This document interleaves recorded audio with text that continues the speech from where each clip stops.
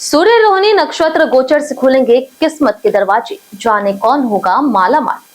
ज्योतिष शास्त्र में सूर्य को ग्रहों का राजा कहा गया है। यही वह ग्रह है जो व्यक्ति के आत्मविश्वास, मान सम्मान, ऊर्जा और नेतृत्व क्षमता को नियंत्रित करता है। जब भी सूर्य अपनी राशि या नक्षत्र बदलते हैं, उसका प्रभाव पूरे संसार पर देखने को मिलता है। 25 मई का दिन इसी दृष्टि से बेहद खास माना जा रहा है, क्योंकि इस दिन सूर्य कृतिका नक्षत्र से निकल करके रोहिणी नक्षत्र में प्रवेश करने जा रहा है। इसी के साथ नौतप्पा की शुरुआत भी होगी, जो आने वाले दिनों में भीषण गर्मी और तेज धूप का संकेत देता है। धार्मिक मान्यताओं के अनुसार नौतप्पा का समय केवल मौसम परिवर्तन नहीं, बल्कि आध्यात्मिक ऊर्जा का भी अत्यंत शक्तिशाली काल माना जाता है।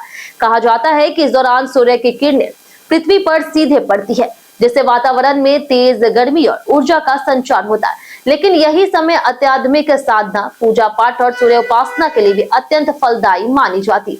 रोहिणी नक्षत्र को चंद्रमा का अत्यंत प्रिय नक्षत्र कहा गया है, जो सौंदर्य, समृद्धि और सुख शांति का प्रतीक माना जाता। जब सूर्य जैसे शक्तिशाली ग्रह इस नक्षत्र में प्रवेश करते हैं, तो इसका प्रभाव जीवन के कई क्षेत्रों में देखने को मिलता। माना जाता है कि इस समय आत्मविश्वास बढ़ता है, रुके हुए कार्य गति पकड़ने लगते हैं और करियर में नए अवसर सामने आते। इस अवधि में सूर्यदेव की उपासना विशेष रूप से शुभ मानी जाती है। कहा जाता है कि जो व्यक्ति इस समय नियमित रूप से सूर्य को जल अर्पित करता है, उसके जीवन में सकारात्मक ऊर्जा का प्रवाह होता।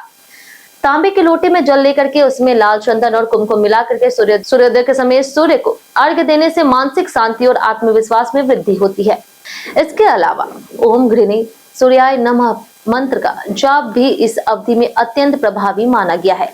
ऐसा माना जाता है कि इस मंत्र के नियमित जाप से मानसिक तनाव कम होता, निर्णय क्षमता मजबूत होती है और जीवन में स्थिरता होती है। साथ ही इस समय दान का भी विशेष महत्व बताया गया है। गेहूं, गुड़, तांबा और लाल वस्त्रों का दान करने से सूर्यदेव की कृपा प्राप्त होती है और जीवन की बाधाएं धीरे धीरे कम होने लगती है। हालांकि इस अवधि में कुछ बातों का ध्यान रखना भी आवश्यक है।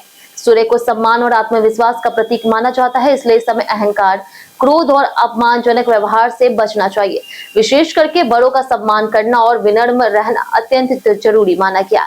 मान्यता है कि जब व्यक्ति अपने व्यवहार में सकारात्मकता लाता है, तभी सूर्य उपासना का पूरा फल प्राप्त होता है। कुल मिलाकर के सूर्य का रोहिणी नक्षत्र में गोचर केवल खगोलीय घटना नहीं, बल्कि जीवन में ऊर्जा, आत्मविश्वास और सफलता का संकेत भी माना जाता है।